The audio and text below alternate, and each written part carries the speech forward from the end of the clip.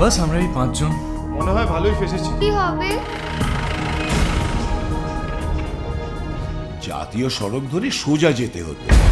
তোরা না নিজেদেরকে পণ্ডিত মনে করিস। এটা আমাদের ভ্রমণ না রিসার্চ? আরে সবে তো শুরু।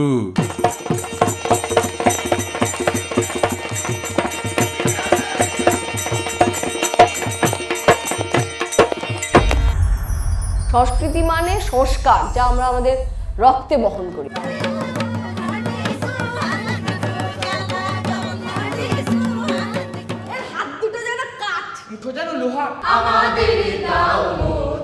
বলি রাজের কি যে যন্ত্রণা।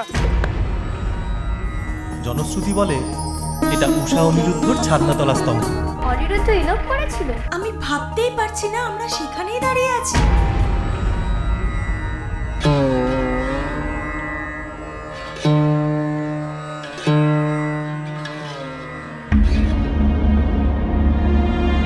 সবই তো লুপ্ত। লুপ্ত নয়, বলুন সুপ্ত। অনেকগুলি সাম্রাজ্যের যাপনকাল, তাদের ইউজড জিনিসপত্র, শিল্পকার্য এবং অসাধারণ সব মূর্তি উঠে আসে।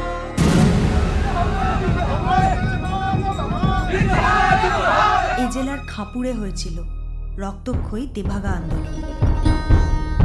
ভবানী পাঠক দেবী চৌধুরানী পুজো দিতে আসতেন। মাঝি ভাইয়া যাও রে,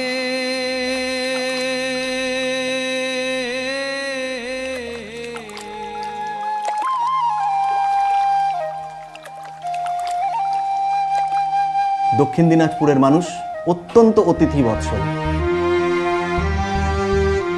আচ্ছা, এখানে এত রাতে কোনো হোটেল পাওয়া যাবে? কি যে বলেন, এই যে পুণ্যভূমি।